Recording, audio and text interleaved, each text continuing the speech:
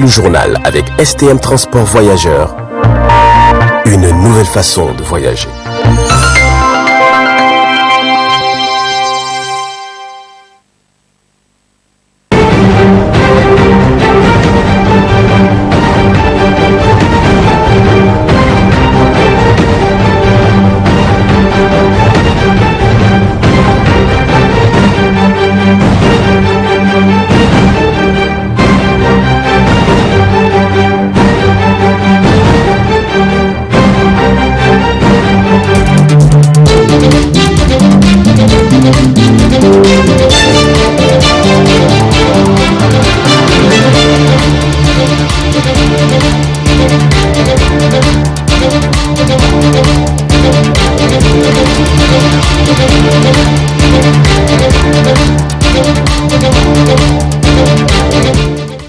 En cette ère de la désinformation, il est important de rappeler aux journalistes leur engagement de dire la vérité, toute la vérité, rien que la vérité. L'intérêt public, c'est dans cette optique que s'inscrit cette formation qui est la première du genre, organisée par le Syndicat national des journalistes et communicateurs en langue avec l'appui du Conseil d'administration de la Maison de la Presse.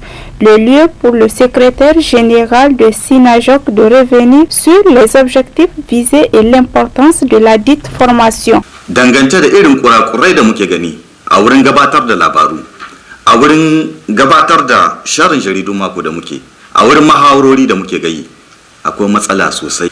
Wannan yanayi ya zo daidai lokacin da muke fuskantar matsaloli wanda idan ba mu yi anniya ba, ayyukanmu za su gurɓacewa. Tsari yanar gizo ya kawo babbar tangarda a cikin tayar inda yau kowa ya zan dan jarida. Labari mu mukan tsaya mu tattara mu tace mu gyara. Labari kuka gane shi kai tsaye a kawoyin sada wannan gizo. Marmakon a da na turanci to a yau Hausa, zabarmanci, filatanci duk kuke gani. To kenan idan muna son mutane su ci gaba da sauraron mu, kenan mu natsu mu tsaya labarun da za mu sawa ya zan banban da wancan labaru wanda suke zuwa kai tsaye a yanar gizo. In mun tsaya mun tace mun san me yake amfani al'umma, menene al'umma suke jira gare mu, wai shin wannan labarun menene muke so al'umma su fahimta a gare shi, sai mun tsaya mun gyara shi, mun tace shi, mu tabbatar da lalle bai da wani illa ga sauran al'umma. Wannan horon amfanin mu ne, amfanin masu gidajen mu ne. Mun samu juriya daga wasu daga cikin masu gidajen mu, amma ba matsala da basu gane bane. Muna fatan abubuwan da za mu dauka ya kasance gyara ga ayyukanmu. Abubuwan mu za mu dauka ya kasance idan wannan horon abinda bai dai ma kai ba girman kai, sai mu kirayi in daga hannuna wallahi wani abu kaza ban gane shi ba, abu kaza ban gane shi ba. Duka mu ne tsakanin mu sai mu fahimci juna. Dans son mot d'ouverture, le président de la Maison de la Presse, Ibrahima Harouna, a d'abord expliqué les raisons d'un tel appui et les problèmes auxquels les médias sont confrontés, notamment sur les traductions. L'utilisation des langues locales dans le traitement et la diffusion de l'information est très complexe, surtout quand le journaliste ne maîtrise pas la grammaire et le vocabulaire de ces langues. Le problème devient encore plus complexe si votre langue de travail ne s'est pas suffisamment adaptée au monde en rapide évolution. Mais en dépit des difficultés, traiter l'information en langue nationale par écrit, à la radio ou à la télévision est essentiel pour informer un public plus large sur l'actualité et permettre ainsi aux communautés d'être efficacement informées sur l'évolution du monde. Mesdames et messieurs, dans cet exercice, réussir à traduire fidèlement les termes des idées développées pour informer fidèlement le public constitue probablement l'aspect le plus important et le plus difficile du traitement de l'information dans une langue autre que le français dans notre pays. Une mauvaise traduction peut entraîner des imprécisions, voire des contresens des articles. Même une petite erreur peut faire vaciller la confiance que les lecteurs placent dans l'intégralité de l'article ou les décourager à lire à l'avenir des articles de la presse locale. N'oubliez pas qu'en matière de traduction, une petite erreur peut avoir des conséquences incontrôlables. Vous pouvez améliorer la qualité de vos traduction en participant à ces genres de formation ou en apportant ou en s'approchant des confrères les plus expérimentés dans le cadre du traitement de l'information en langue. Aujourd'hui, les citoyens ainsi que les responsables des médias se plaignent beaucoup de la revue en langue de contenu de nos médias. Ces préoccupations sont essentiellement liées à la traduction de contenu, le plus souvent en déphasage avec le sens des termes employés initialement. Ne vous fiez pas à votre seule connaissance de la langue. D'une grande importance, cette formation de renforcement de capacité va mieux outiller les journalistes en langue de l'exercice de leur métier. Notons que ces formations sont encourageantes.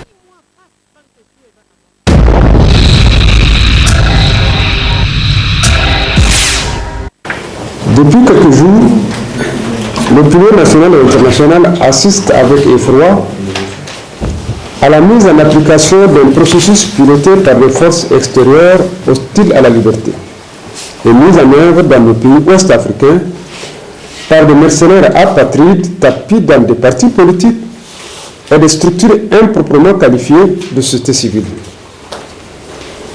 Le modus operandi est bien connu. Les forces extérieures forment et financent des acteurs politiques de la société civile qui font feu de tout bois pour contester le régime démocratiquement élu, pour ouvrir ainsi la voie à la remise en cause de l'ordre démocratique.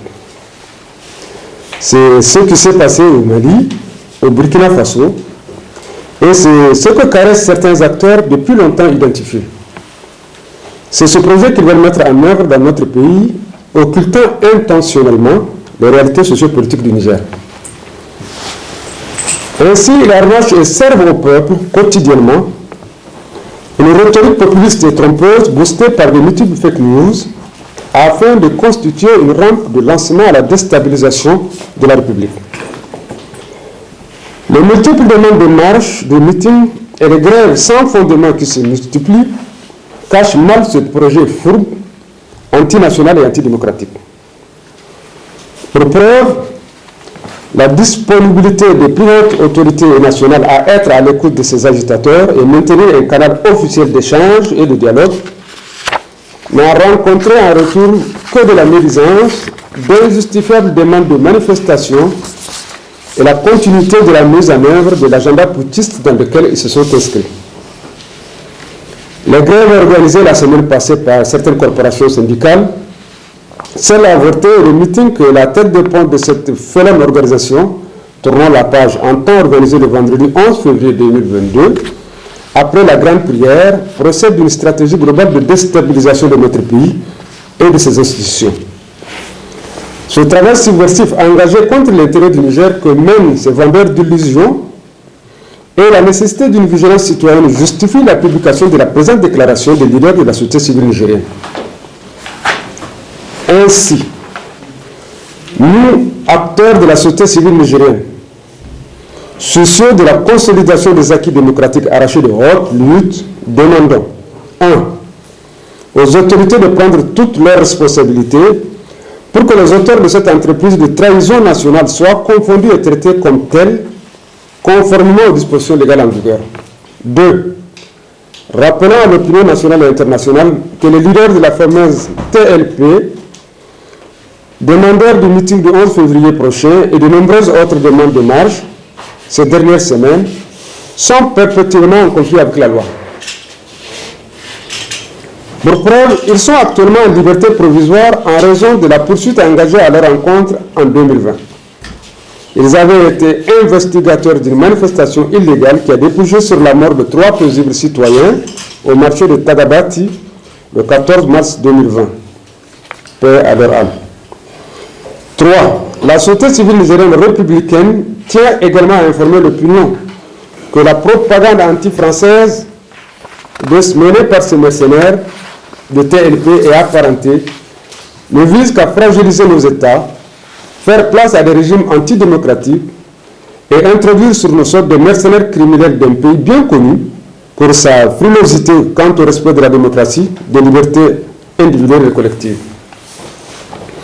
Au regard de tout ce qui précède, nous demandons aux autorités compétentes d'interdire purement et simplement ce regroupement subversif que les mercenaires de Tourner la page projettent d'organiser le 11 février 2022 et toute autre initiative entrant dans le cadre de ce schéma de déstabilisation.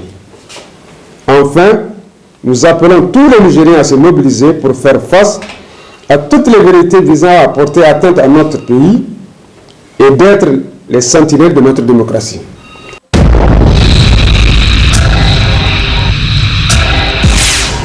En cette date du 5 février 2022, l'Observatoire Migrants en détresse a organisé cette conférence-débat pour commémorer les migrants morts aux frontières. Le responsable de l'Observatoire Migrants en détresse explique les objectifs visés à travers cette commémoration et le choix de leur cible. C'est le jour de la commémoration, comme on dit, parce que ce jour-là, il y a quelques années, exactement 6 ans ou 8 ans de cela, il y a des migrants africains qui ont été assassinés pendant qu'ils étaient en train d'atteindre cette enclave espagnole au Maroc qu'on appelle Ceuta. Et le fait qu'on remarque ça, c'est parce que ça a été un assassinat délibéré et qui est tombé dans l'oubli. Et alors, pour éviter d'oublier cette réalité et tous les autres morts qui continuent de parsemer notre histoire, n'oublions pas que depuis les années 2000, on a eu au moins 35 000 morts dans les différentes routes migratoires. Et rien que l'année passée, selon les Nations Unies et l'OIM, il y a eu au moins 5 300 morts. Donc, rappeler ce jour signifie rappeler en même temps tous ces jeunes qui risquent une vie différente, c'est leur droit, et qui meurent, soit parce qu'on empêche de voyager, soit parce qu'on fait tout pour les éliminer, comme c'est arrivé récemment à la frontière entre la Grèce et la Turquie. On a trouvé, je pense, 19 personnes qui sont mortes de froid parce qu'on a retiré leurs armes. Parce que c'est le présent et c'est le futur de notre pays. Et surtout, on est dans un domaine de la communication. Et nous savons combien c'est important tenter de comprendre les événements. Il ne suffit pas de les raconter, il est important aussi de les interpréter. Et pour les interpréter, il faut se mettre à l'écoute de qui a vécu ces expériences. Depuis mon arrivée dans ce pays, ça fait déjà 11 ans, j'ai eu le privilège d'écouter des centaines d'histoires migrantes. Une, je l'ai même racontée tout à l'heure, et cela m'a beaucoup appris. Que la vie d'abord est une migration, moi-même je suis d'un certain point de vue un migrant.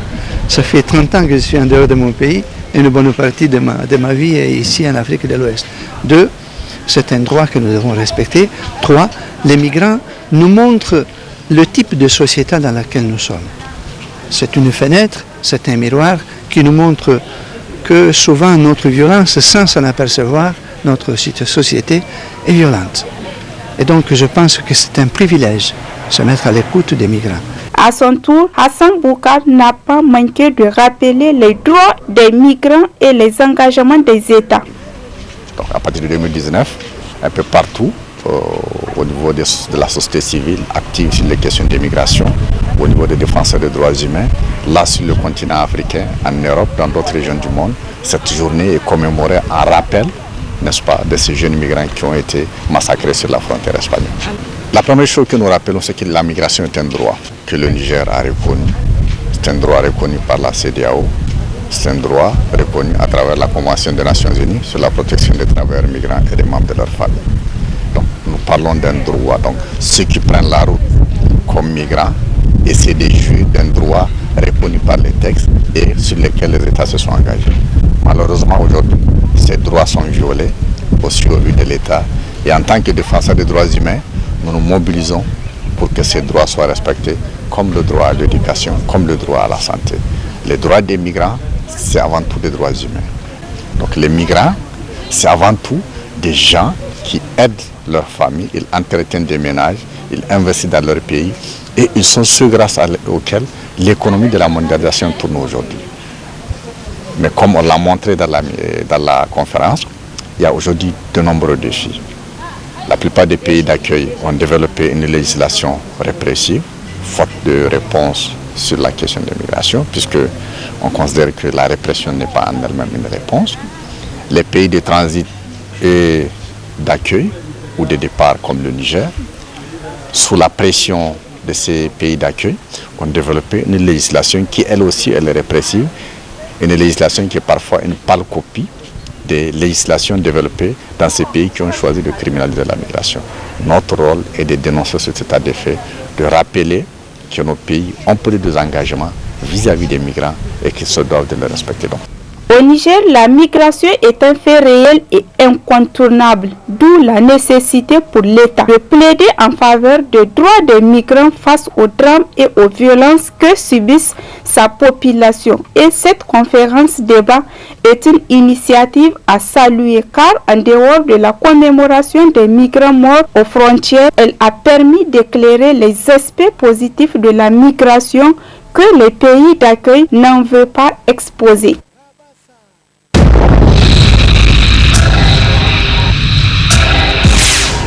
Cette formation des médias partenaires organisée par la Fondation Hirondelle à travers le studio Kalangu qui a duré 5 jours retenu sous le thème la maintenance préventive, curative et technique de montage a regroupé plusieurs techniciens et monteurs des radios communautaires partenaires.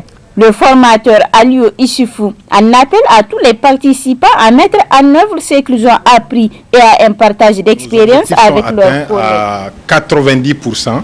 Pour ne pas dire 100%, parce que nous sommes en tout cas satisfaits du déroulement de la formation et en tout cas de la participation des participants à cette formation, qui était l'objectif qui était de les renforcer, de renforcer leurs capacités en technique de montage, de prise de son et en maintenance préventive et curative. Nos attentes à l'endroit des bénéficiaires, c'est qu'ils n'hésitent pas de partager en tout cas le peu de connaissances ou les connaissances acquises au niveau de cette formation à l'endroit de leurs collègues des différentes radios partenaires et à nous remonter les feedbacks si il y a des difficultés par rapport à la restitution des connaissances qu'ils ont acquis au niveau de cette formation. L'appel à lancer aux partenaires, je voudrais seulement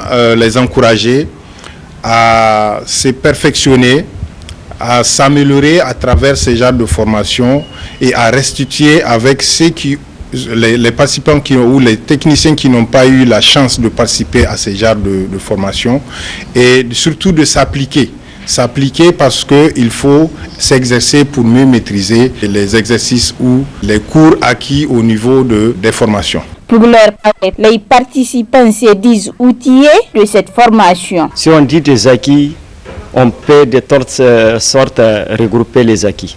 Mais ici, les acquis, vraiment, je suis très fier et je suis reconnaissant de cette formation. Parce que c'est une formation que j'ai reçue sur un logiciel que je connais avant. Mais la façon dont je le connais, ce n'est pas la façon dont j'ai vécu ces logiciels ici au studio Kalangu. On a eu la formation sur la maintenance préventive et curative des montages audio numériques.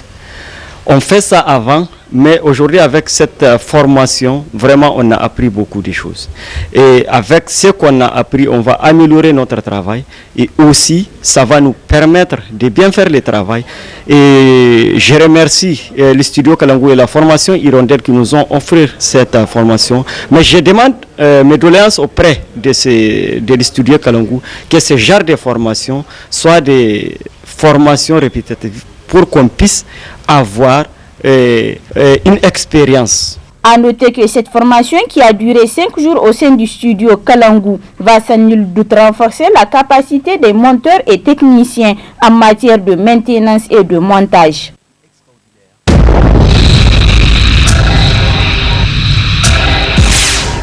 Un environnement sain est un privilège reconnu à tous car il permet de vivre à l'abri des différentes maladies. Mais plus qu'un droit, il est le devoir de tous de le rendre sain car nous ne pouvons pas s'auto-assainir. Conscient de cela, le comité exécutif de l'Union des étudiants nigériens à l'université de Niamey, IENUN, a organisé une journée de salubrité entrant dans le cadre de la commémoration du 9 février 1990. Une journée de salubrité à l'université Abdou Moumouni de Niamey dans l'ultime objectif d'assainir la dite université. Différentes activités qui s'inscrivent dans le cadre de la commémoration des activités du 9 février ne se limite pas uniquement à des activités syndicales. Au-delà des activités syndicales, nous avons décidé de consacrer une grande partie pour des activités également comme celle d'aujourd'hui. Et parlant de la thématique de l'hygiène et de l'assainissement en milieu universitaire, je crois que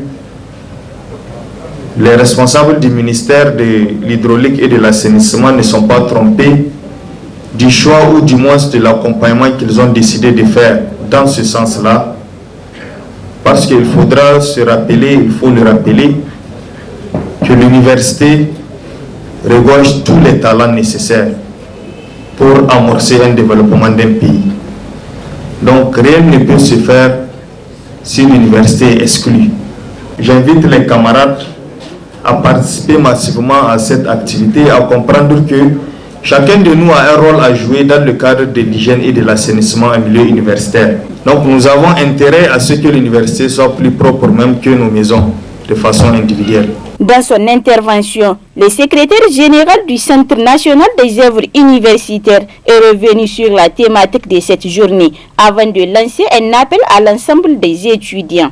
Le thème d'aujourd'hui vraiment a toute son importance pour l'université en général et pour le CENU en particulier. Je dirais que c'est le cadre de vie chaque jour de plus de 10 000 étudiants. C'est pour vous dire que les installations, les équipements d'hygiène et d'assainissement sont plus que débordés. Et c'est un énorme effort que nous déployons pour chaque jour essayer d'être à la hauteur. C'est pourquoi je vais rapidement lancer cet appel aux étudiants de nous aider à entretenir ce cadre de vie.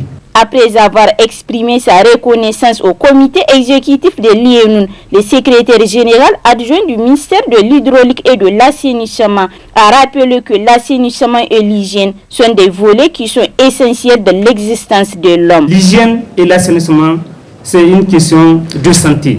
Et la santé n'a pas de prix. De ce fait, ça doit être une préoccupation pour nous tous. Et je pense que vraiment c'est une très bonne chose. Nous nous réjouissons que le milieu estudiantin pense à ce thème. Pour nous, ça doit être en tout cas une occasion pour déclencher toute l'université, et au-delà de l'université de Niamey, tous nos centres, nos établissements scolaires. Vous conviendrez que, en tout cas, le risque que nous encourons au niveau sur les maladies d'origine hydrique, les maladies et les charges, tout le monde sait que pour prendre en charge aujourd'hui une maladie, quelle que soit en tout cas sa forme, quelle que soit sa nature, est extrêmement, en tout cas, sont extrêmement lourdes. Et je pense que nous devons nous comporter avec les meilleures conditions d'hygiène et d'assainissement afin que nous vivons dans un environnement sain. Le secrétaire général de l'IENUN a exprimé au nom de tous ses camarades les sentiments de satisfaction d'être aux côtés de leurs aînés dans le but de poser des actes pour sauvegarder l'environnement. L'assainissement doit interpeller la conscience de tout un chacun et il doit être pratiqué dans tous les espaces pour rendre l'université propre.